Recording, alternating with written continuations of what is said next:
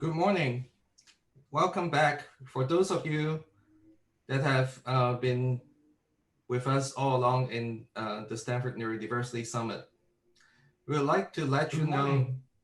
Welcome back. For those of you that have been with us all along in the Stanford Neurodiversity Summit, we would like to let you know. Welcome back. For those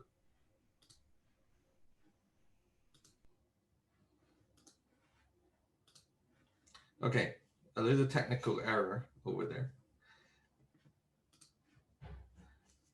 Again, welcome back to the Stanford Neurodiversity Summit. We'd like to welcome you if you just joined.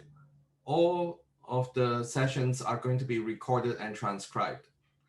Please check our summit website for YouTube videos of the previous days of the conference. For those that have registered today and have not received your Zoom webinar links, please utilize our YouTube live stream on our summit website. All the questions from the audience will be submitted through the Q&A function at the bottom of your screen. The moderators will try to cover as many questions as possible. Today, we have a full schedule. First, we are going to have Dr. Hackie Reitman to give the keynote presentation. And then after that, we're going to have a session on college spectrum, college readiness, undergrad and beyond. And then after that, we're going to have a networking session. For those that have signed up for the networking session, please check your email. Today, we're going to have one major link, and then all the participants will be sent to breakout rooms. If there are any questions, please send an email to Ladan Mohammed. After the networking session, we still have a couple of sessions. The one at 1 o'clock is putting PIP to work, internships for regional center consumers. And then after that, we have diagnostic disparities. And finally, the last session of the day is mental wellness in the workplace. Without further ado, I'd like to introduce our keynote speaker for today, Dr. Hackie Reitman. Dr. Reitman is a superhero, literally. He is the founder and CEO of the nonprofit Different Brains. And Dr. Reitman is a successful orthopedic surgeon trained at Boston University School of Medicine. He had a hugely successful orthopedic surgery practice in South Florida, expanding throughout South Florida. Dr. Reitman is a fellow of the American Academy of Orthopedic Surgeons, the American College of Surgeons, and the International College of Surgeons. During medical school, Dr. Reitman entered a heavyweight championship and won all 4 of his fights by knockout and became the New England Golden Gloves heavyweight champion.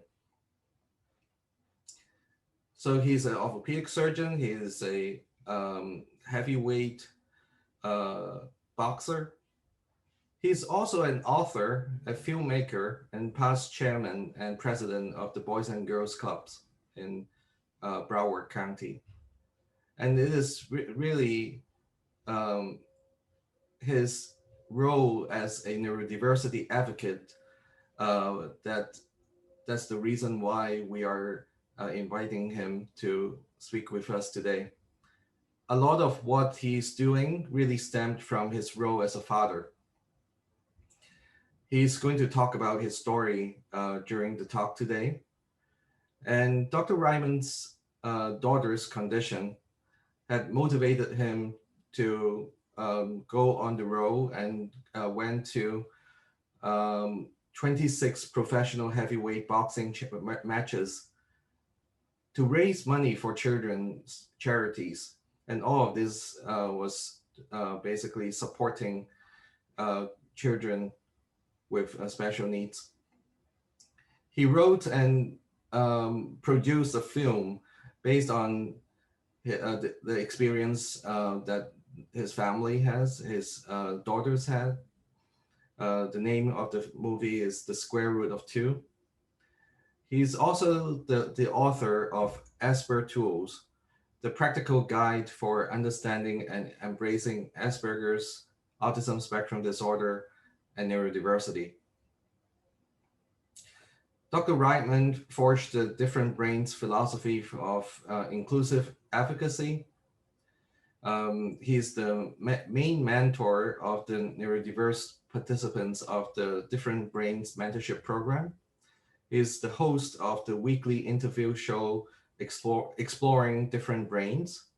He writes blogs for the differentbrains.org and tours around the country to talk about how to improve the lives of neurodiverse individuals and their families, as well as maximizing the potential of those with different brains.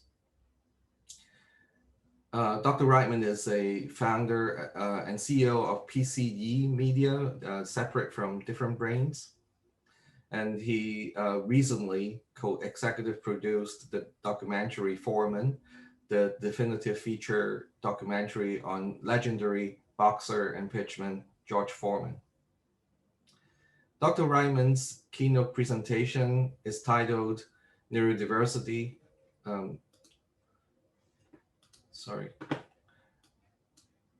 Maximizing neurodiverse potential. With that, I'd like to invite Dr. Reitman.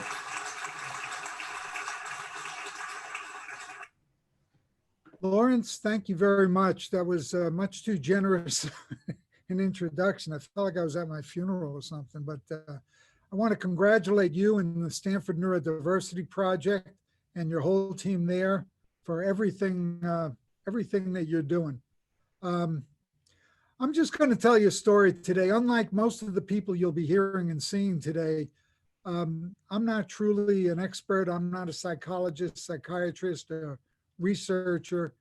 And I figure I'll just tell you how I got here and how differentbrains.org is trying to pave the way for further inclusion and understanding and embracing of all of our neurodiversity, which is good for everybody.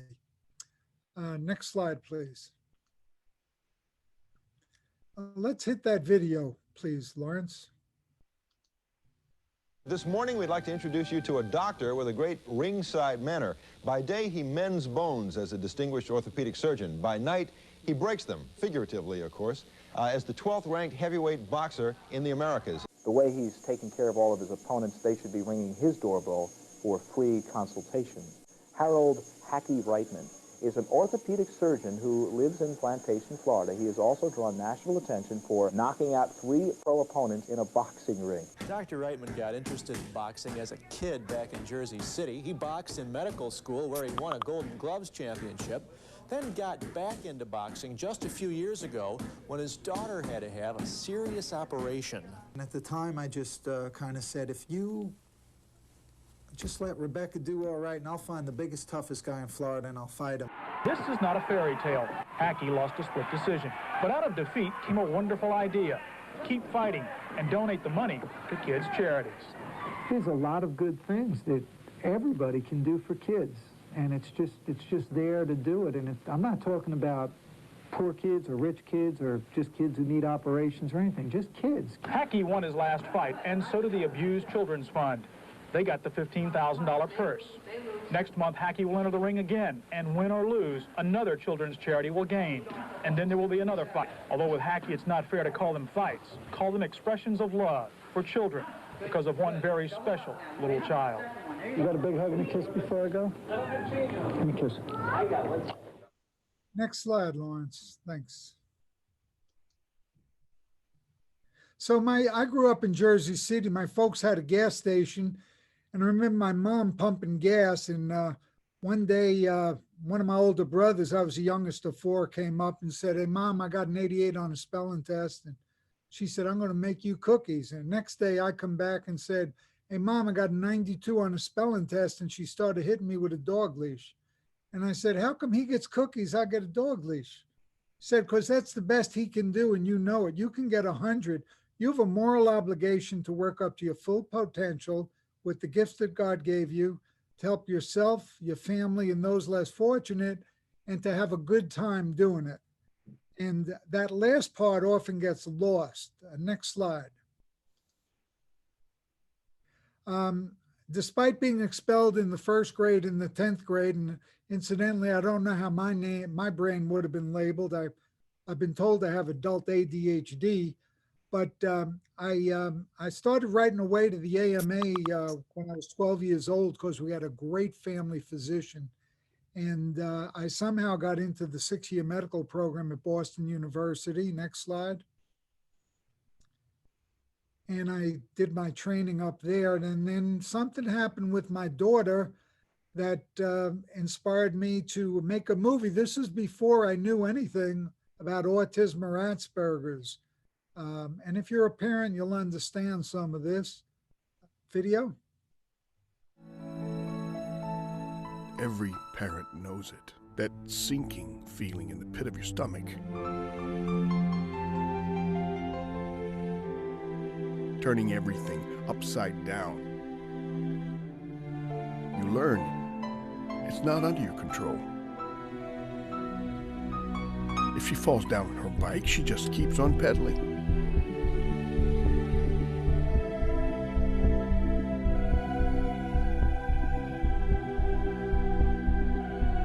You stay on guard all the time.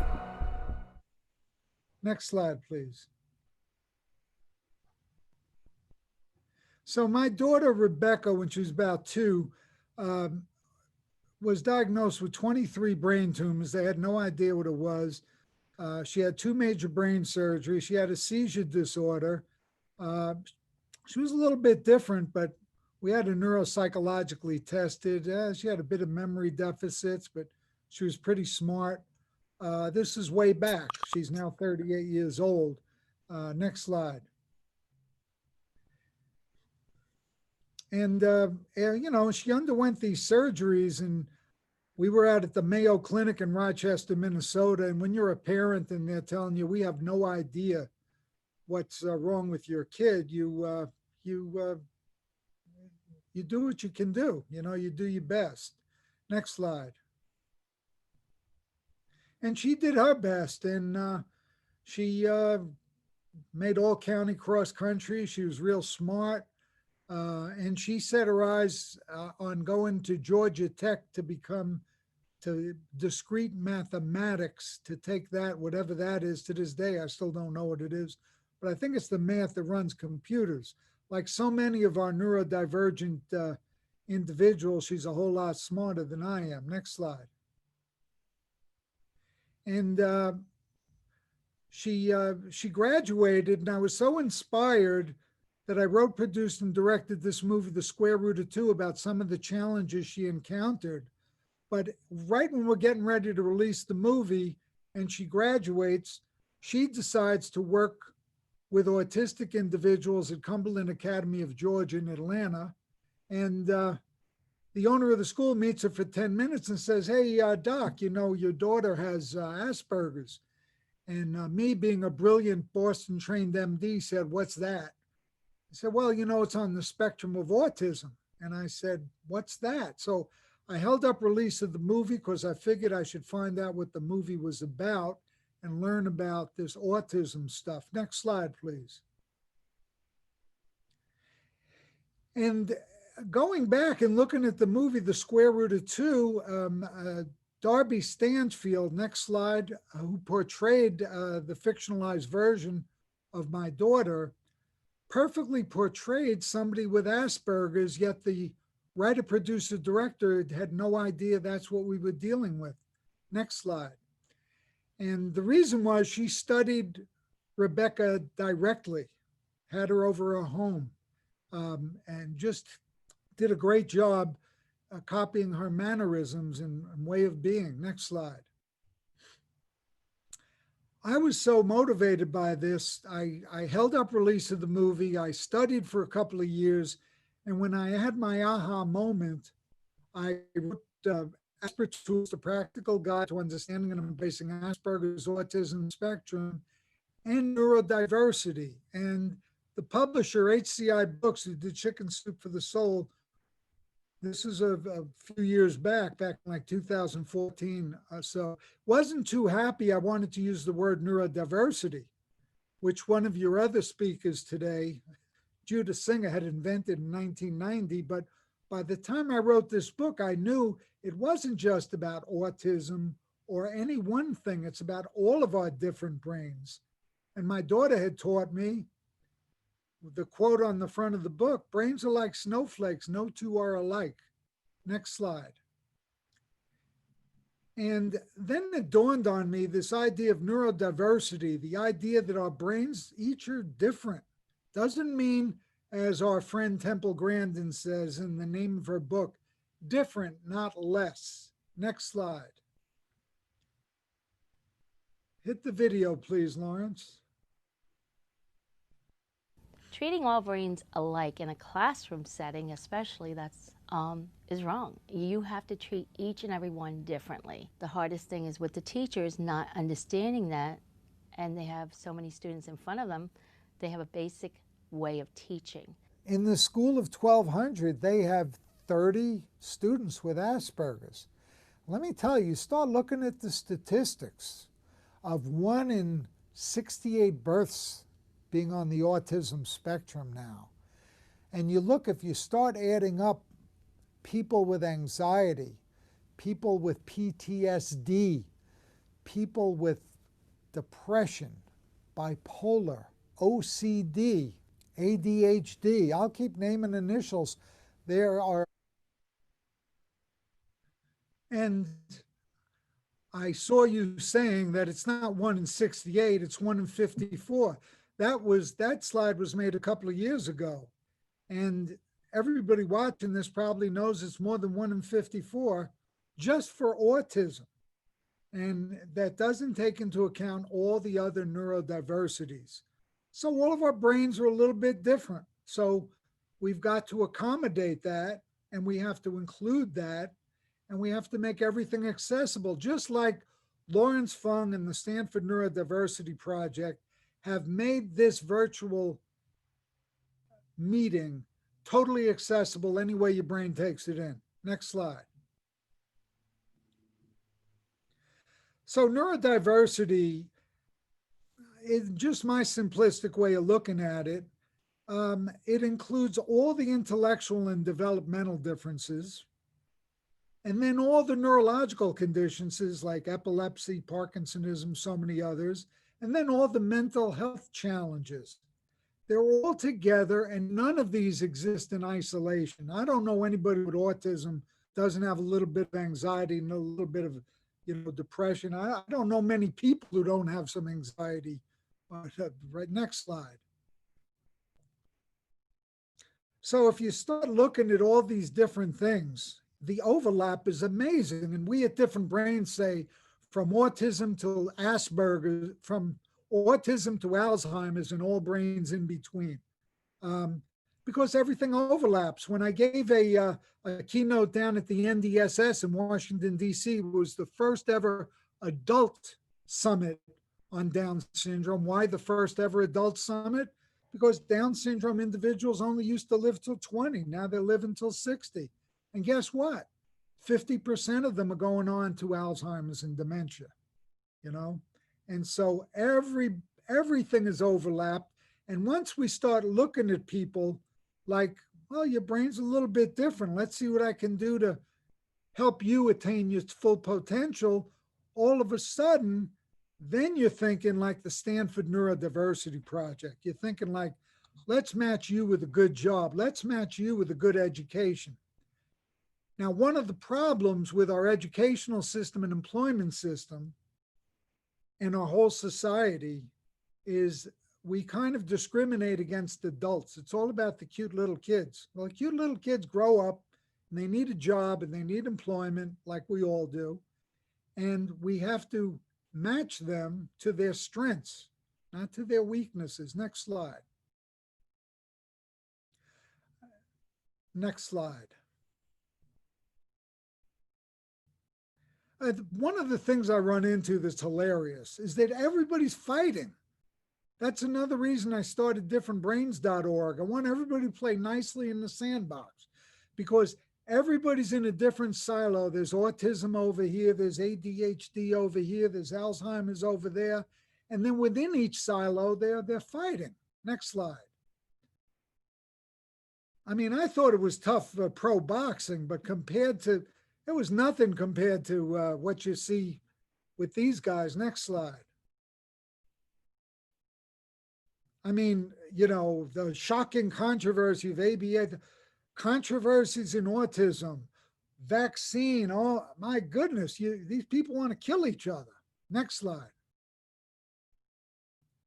And then it's, you know, there's no such thing as ADHD, a controversy over anything you want to do. And one of the things the Stanford Neurodiversity Project is, it brings everybody under one roof to just try to help. Next slide. And we can't fight each other. We got to fight together for awareness and acceptance and inclusion. And the most important thing, I think, is to help every individual work up to their full potential, whatever that is. It's all, and they're all going to be different.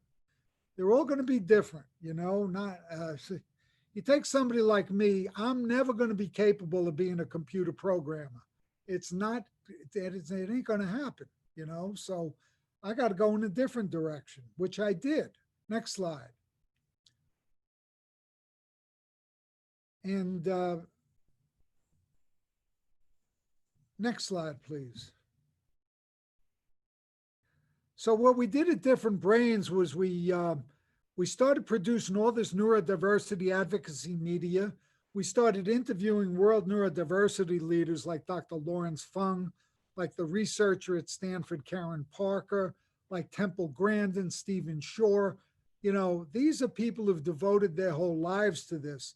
And we figured one of the best things we could do was take 18-plus-year-old people whose brains are different and make them into the next generation of self-advocates. Next slide. So on our differentbrains.org website, all of this stuff has been produced and had hands-on from our neurodivergent trainees and interns. And you can view free of charge a 40-minute documentary. There's blogs from all over the world, many by self-advocates, videos, podcasts, the females only Spectrumly Speaking. They haven't let me on that show yet. That's for females only on the autism spectrum. We got news, articles, resources, newsletters, and a lot more. And the best part is that our trainees who come from all over the globe and all over the country, especially in this coronavirus virtual world we have, because you can work remotely, they're producing their own shows and we're giving them the platform. So it's not just somebody like me spouting off, or it's not even a PhD in psychology and autism spouting off. It's somebody whose brain is different, who's really serious about it and wants to make a difference and help others. And it's a lot of it is in their voice too. I'm not denigrating everybody else. I'm just saying that it's good to have all the different perspectives, including the parents, including the teachers, including the scientists. Next slide.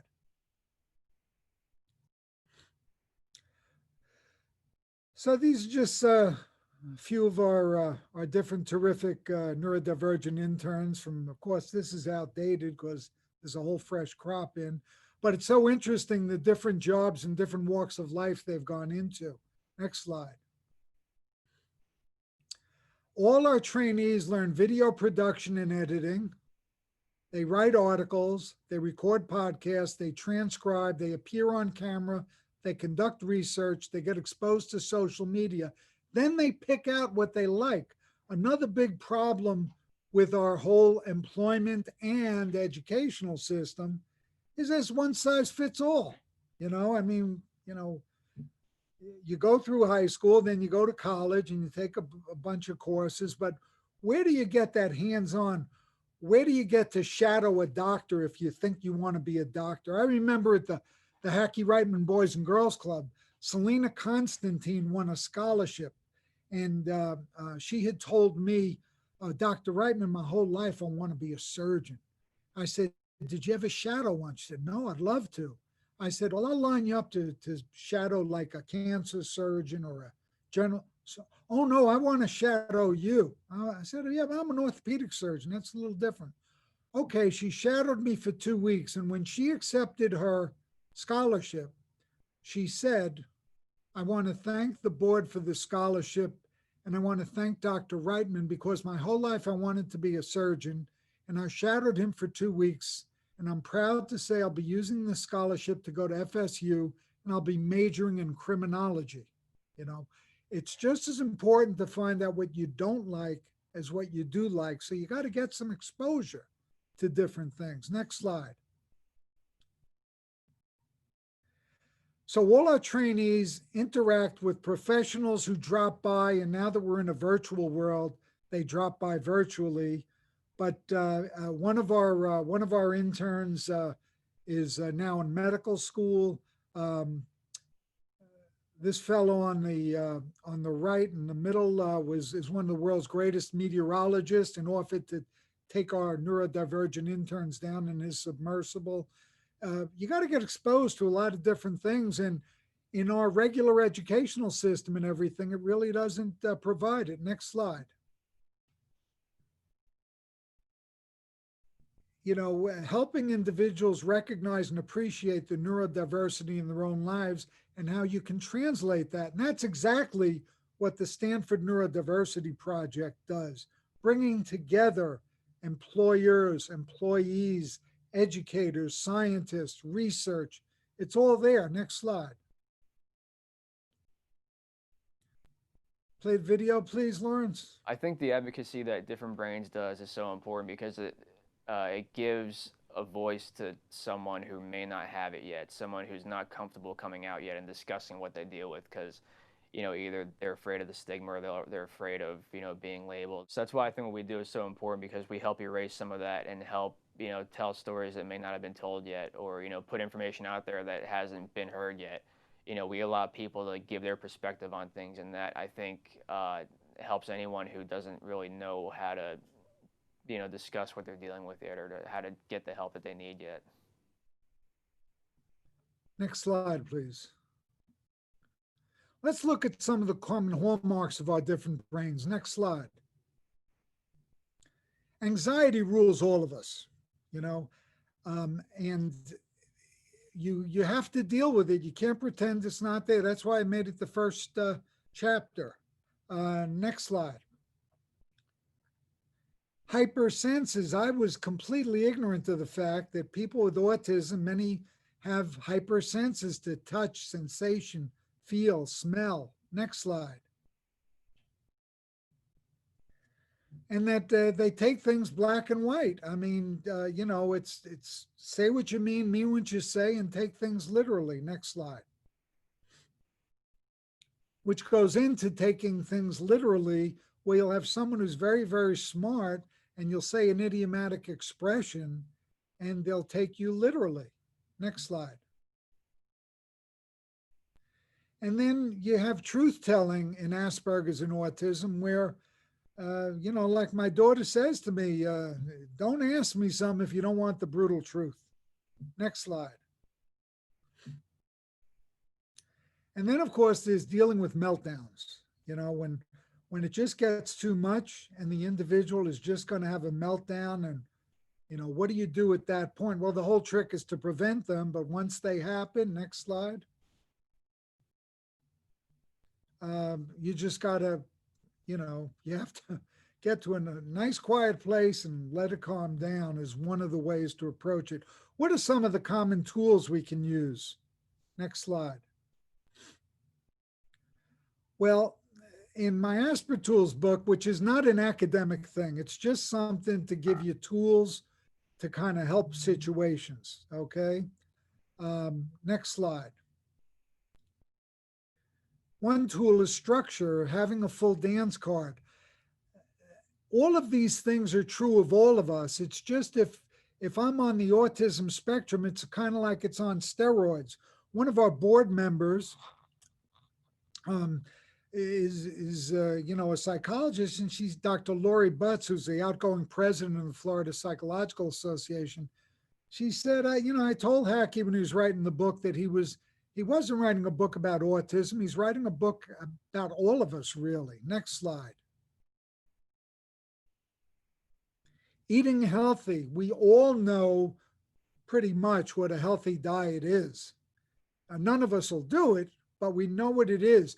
And there's study after study that shows how the brains rewire themselves, no matter what the entity is, with a good plant-based but a Mediterranean-style diet without all of the bad stuff. It really helps and really works. Next slide. Exercise. Another thing we all know, exercise can be a 30-minute walk. It can be a vigorous workout, but it helps rewire your brains.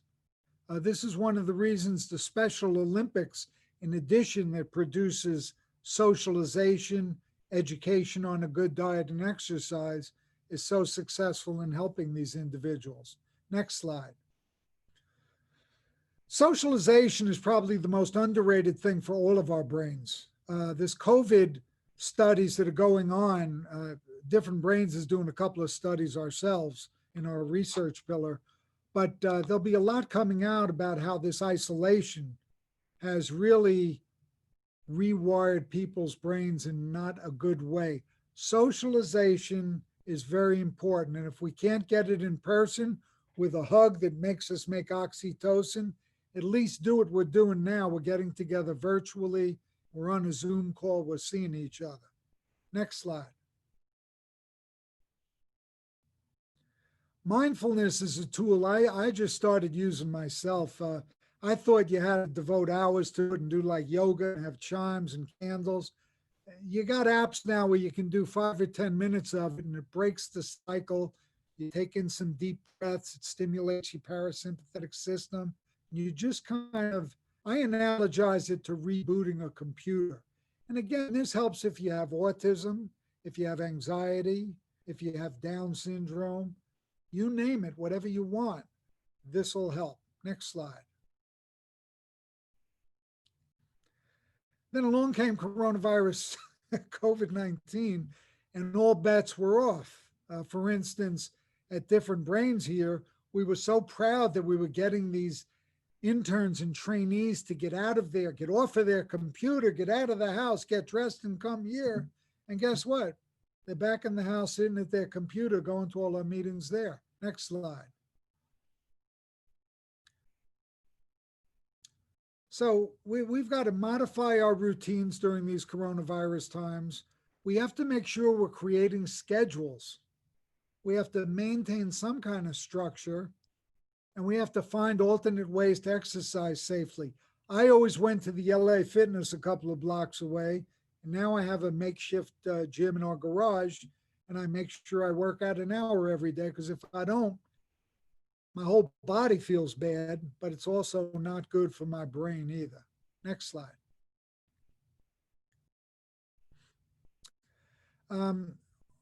These are some of our interns and trainees, and we have frequent meetings. We have social meetings, we have business meetings, and each of these individuals is doing something different, and they have different neurodivergences, okay? Just looking at the screen,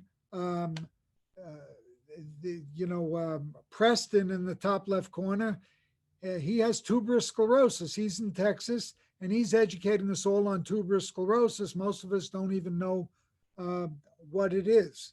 The fellow with the beard, second from the left in the middle row, Ali Idris, who's fluent in Arabic and spent 7 years in Lebanon. He has severe ADHD and OCD. He's graduating college, wants to be a doctor, and he was not going to share his ADHD on his applications. Guess what he's doing? He's already got a webisode series, Power Tools for ADHD, that's on Different Brains. And he's writing a book on ADHD, and he's wearing it like a badge of honor. Zach Hoagland in the bottom left, who's got his bandana around his head. He's autistic. He's a very gifted editor, and he's finishing editing our next documentary, which is the first in the NeuroTools series, Our Different Brains, Asperger's, and so on down the line. Everybody's a little bit different. These are just some of our trainees and volunteers. Next slide. I thought I'd share with you Temple Grandin's tips for parents during coronavirus, because as you know, Temple Grandin's pretty smart and pretty opinionated, which I really like. Next slide. And she says, during these times, you set a schedule, you show no fear, you parents. Don't show fear. Choose fun over fear. Get involved in their video therapy. I'm just quoting Temple Grandin here now. Limit the news watching to 1 hour a day, okay, for teens and for adults with autism. Put things in perspective and stay social and stimulating, no slouching. Next slide. We believe, as does the Stanford Neurodiversity Project, in maximizing potential. That's key. Next slide. You know, I Hit the do video, please. Talks and a lot of things in the autism world, but for years I've worked in construction, in the cattle world. I've been out to Silicon Valley, to tech companies, and I see programmers out there that I know are on the spectrum. I see engineering majors that are just enrolling at the university that I know are on the spectrum and they're undiagnosed. So as I go back and forth between the different worlds, I'm seeing an old hippie guy who's the head of maintenance for a large meatpacking plant, and they're not able to replace him. And what really bothers me is to see smart kids ending up playing video games in the basement when they ought to be fixing Tyson plants. That's what they should be doing. Next slide. There's only one Temple Grandin. Let's see what Stephen Shore, the professor, like you has said, to say. focus on the positive. What do you like, and connect at that point. Right, and what it is it's a matter of transitioning from what I call the deficit model of autism, and there's so much focus on what can't be done, towards an abilities-based model. So we need to really be asking the question, what can that person with autism do? Next slide. What a novel idea. What can that person do? Matthew SCHNEPS is totally dyslexic. He's an astrophysicist. He's a visiting scientist at MIT and Harvard. Next slide, please. And just a quick correction on my very nice introduction you gave me. It's not that I just happen to have dyslexia. It's because of my dyslexia that I've done these things. If you have something that's different about your brain, it doesn't mean that you're not a productive citizen, that you can't make important contributions. And furthermore, that in many cases, the unusual perspective you bring can open up new ways of thinking that's very valuable to society. So the fact that our brains are different makes it possible for us to do things other people can't. Yeah, and then he also told me, he said, by the way, Hackie, I also can't do any mathematics, but I have a calculator, so that helps me. And the only school that would talk to me, because I couldn't read and I couldn't do math, was MIT, because I knew all about the stars, and I became one of the world's leading astrophysicists.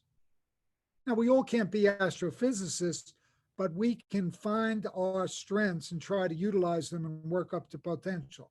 Next slide. Sean Smith is very interesting. He had ADHD. He was a football player up in Canada. He learned how to do math playing at the blackjack table in Reno with his wife. And he's quite a character. And he formed his own company called Don't Diss My Ability. Next slide, please. Play the video, please. When I meet somebody and they disclose to me that they have ADHD, one of the first things that I'll say is, welcome to the world of the uniquely gifted. And I believe that not only in my experiences of going from failing at everything. I mean, I didn't learn to count until I was in my 20s. I tied my shoes the wrong way before I tied them the right way until I started taking medication, to being at the top of my class for my master's degree. So just the big shift in seeing that I have specific gifts, and so I focus on those. And it's not that I don't have challenges, but I try to bring in people for whom my challenges are their gifts. All about teamwork. Next slide.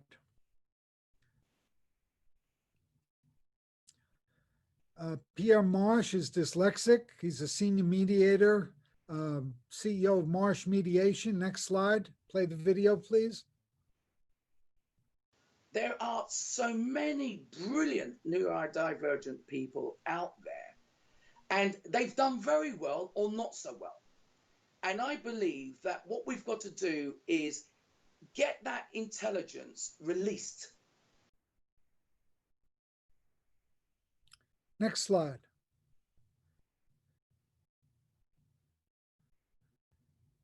Here's somebody who's you're going to be hearing a lot about. Can we play the video on Nancy Doyle?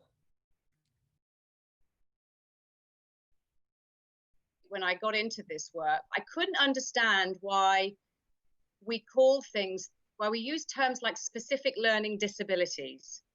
You know, if it's a specific learning disability, there's something specific that's an issue, but everything else is fine. So why aren't we talking about the everything else that's fine? Do you know, so there's a whole movement in psychology, the positive psychology. Oops, I cut her off. I apologize for that. But things are not mutually exclusive. Let's finish Nancy if we can. My apologies, I cut her off. When I got into this work, I had psychology reports, and I would read their psychology reports, and I would look at the data in it, and it would say things to me like, this person is in the top 3% of the population for verbal skills, and they would have no idea about that.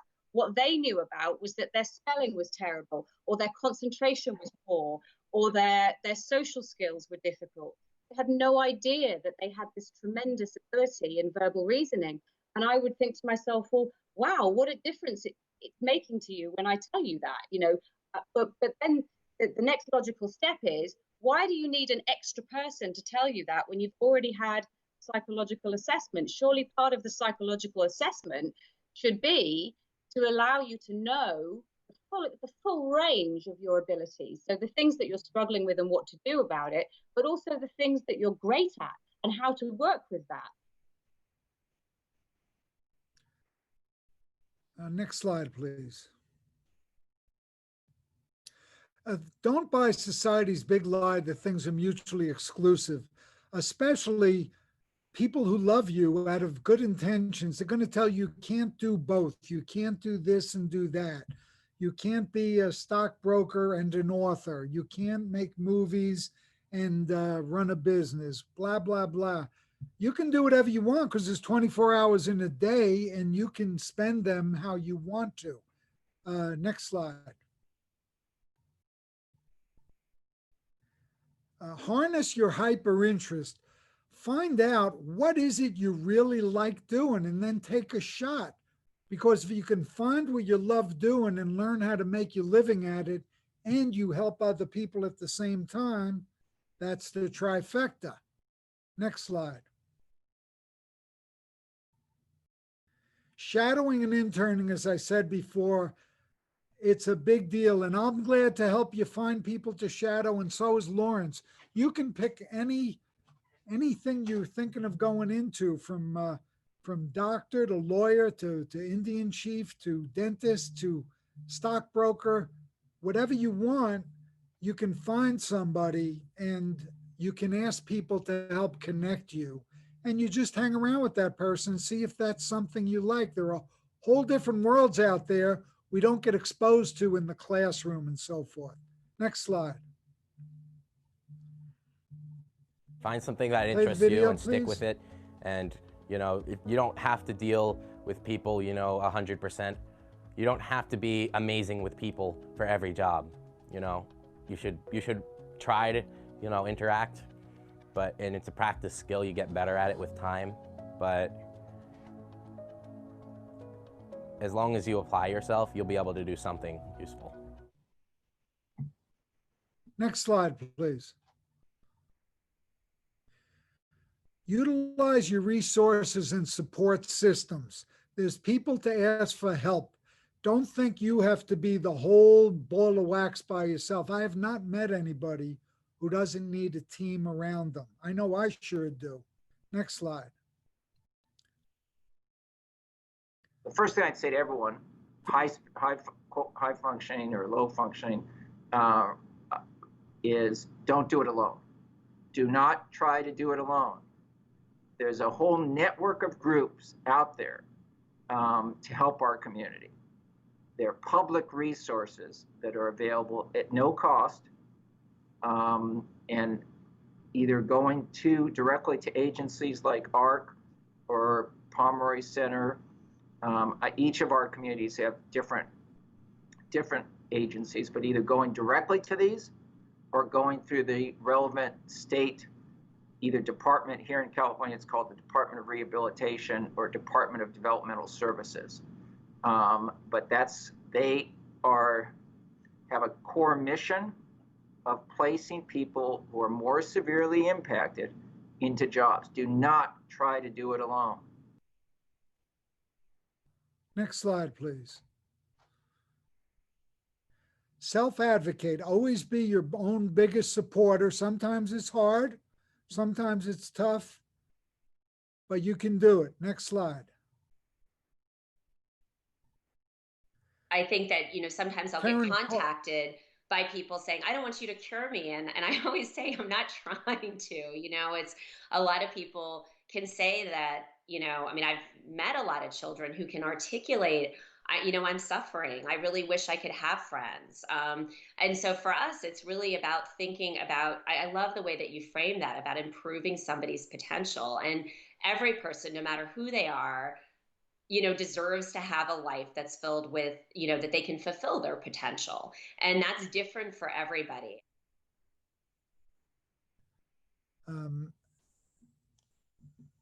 Well said by Dr. Karen Parker of Stanford. Next slide, please. We are trying to find the strengths and interests and try to really help neurodiverse individuals build their identity based on their strengths and interests. Neurodiversity is really for everyone, and everyone has something that's different about them, and the uniqueness of each individual has to be celebrated. And for the society, it's going to be better. More people are going to be meeting their full potential. Well said. Next slide, please. Society needs to understand and embrace neurodiversity for the benefit of all of us. Next slide. And I want to thank everyone at Stanford University for everything you're doing at the Stanford Neurodiversity Project. Dr. Lawrence Fung, his whole team, Christy, Dr. Karen Parker, and everybody, and all of you who are in this audience. I know you're doing everything yourselves too. And listen, like I say, don't beat yourselves up, all of you parents. That's my job. You know, we got to beat ourselves up pretty good as parents. And I am now going to thank everyone, and I'm going to turn it back over to one of my heroes, Lawrence Fung. Thank you.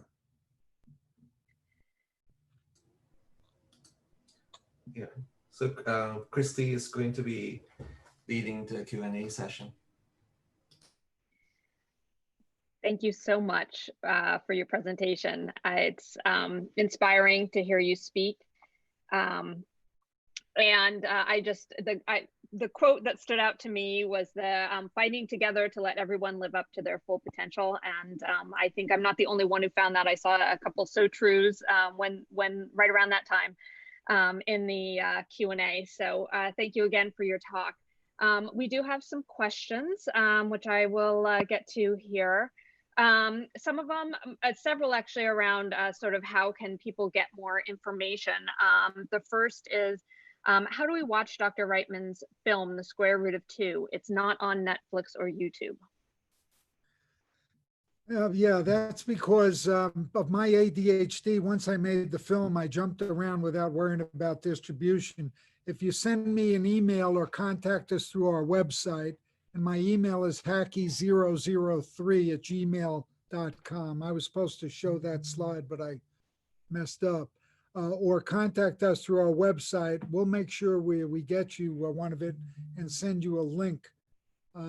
It's on, now I'm drawing a blank on the, what's the one where they have all the Vimeo? It's on Vimeo, and it's on some of the other local suspects, but it's not on, and you can buy it through Amazon and that kind of thing, but we'll be glad to get it to you, and I apologize for that.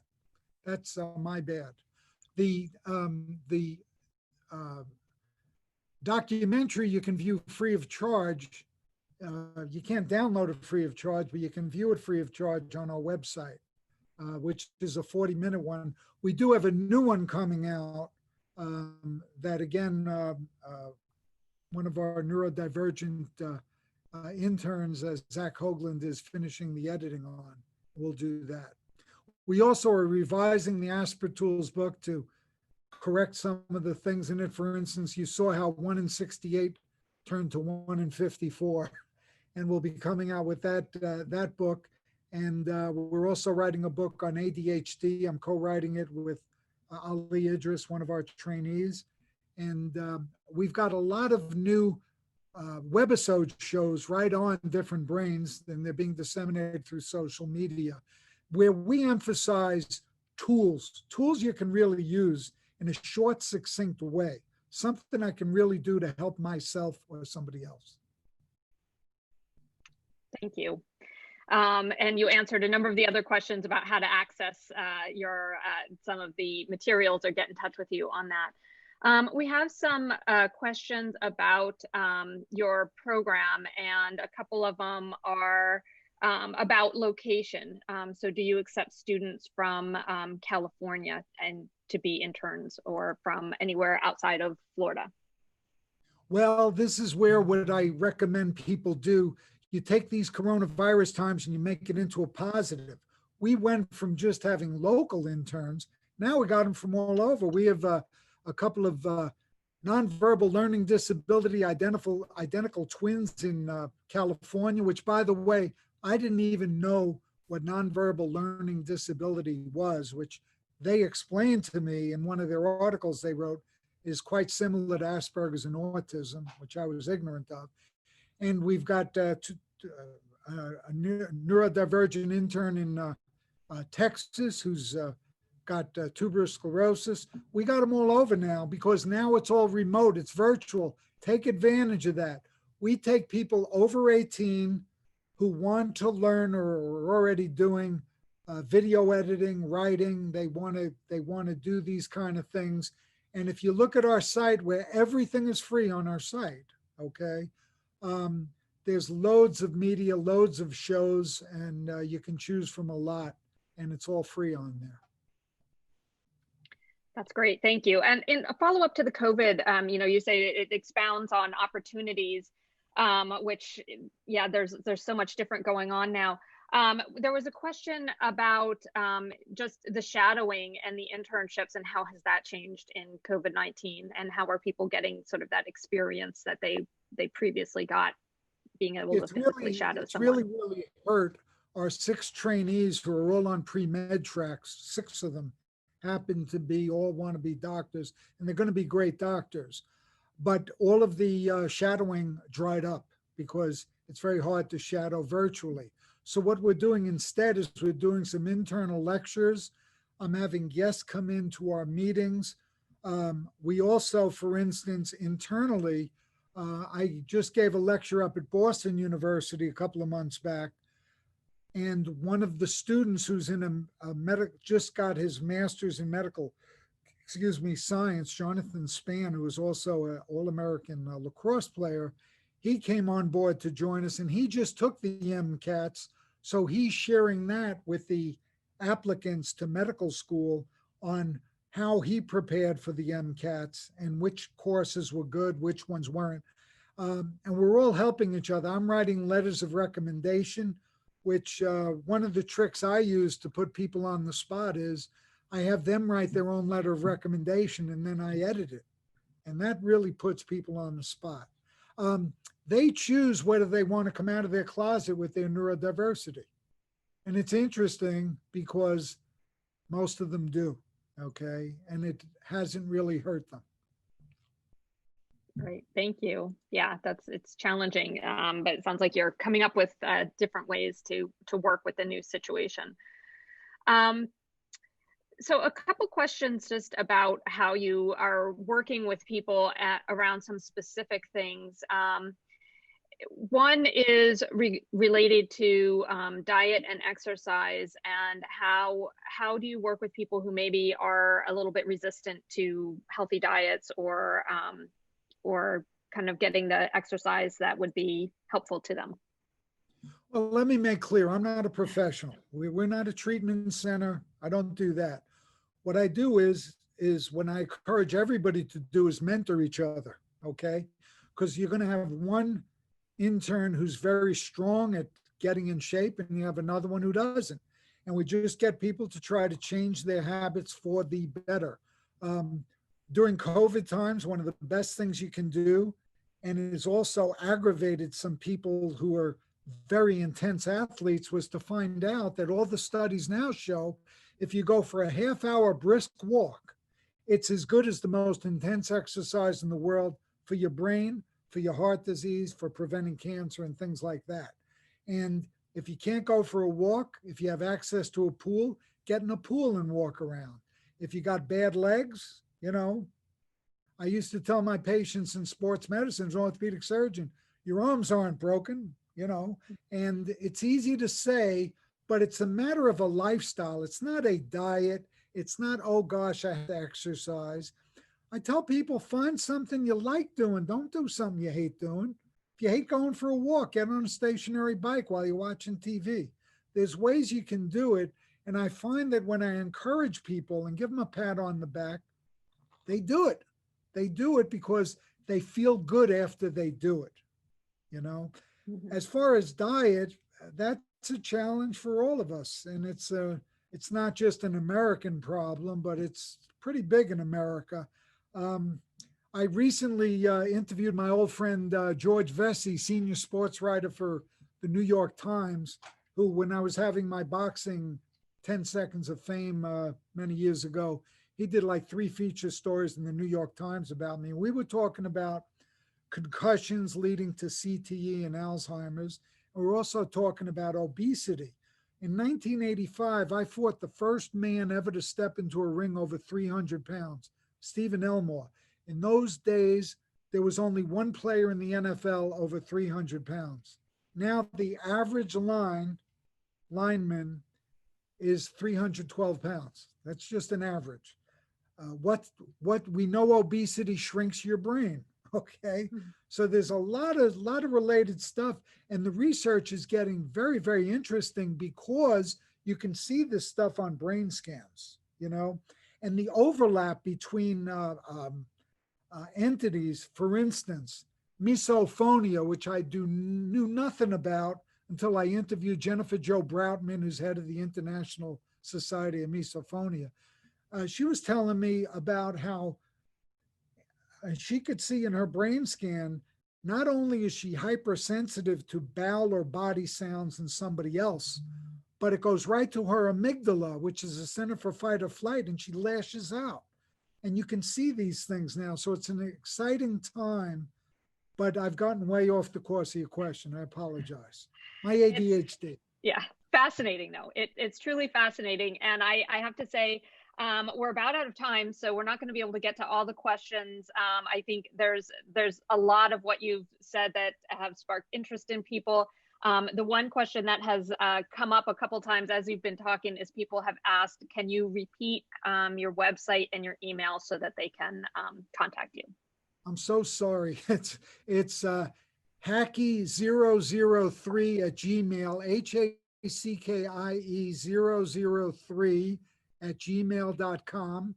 And it's differentbrains.org, plural, differentbrains.org. And you can just Google Different Brains, by the way, it will come up. And you can Google Hackie Reitman and stuff will come up too. But that's the email, Hackie003 at gmail.com and differentbrains.org.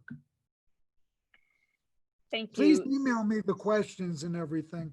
We love getting emails, love interaction, and we always welcome volunteers, and we always welcome 18-plus-year-old neurodistinct trainees and interns who like doing what we're doing. Thank you so much for being here, and I will turn it back to Dr. Fung to wrap up and let everyone know what's coming next. Thank you. I just want to thank Hackie for inspiring so many of us, not only for this hour, but the last really 40 years plus. So it's really amazing that you illustrate how people can really do things that are not what other people are expecting. And you really illustrated it so well, and we shouldn't be thinking about limits if someone has the passion for it. So thank you for maximizing everyone's potential by doing what you're doing. Thank you, Hackie. Well, thank you. You're one of my heroes and your whole team. Thank you. Thank you. So we are going to take a 13-minute break at 9:45. We're going to resume for the next session, the college spectrum, college readiness, undergrad and beyond. See you soon.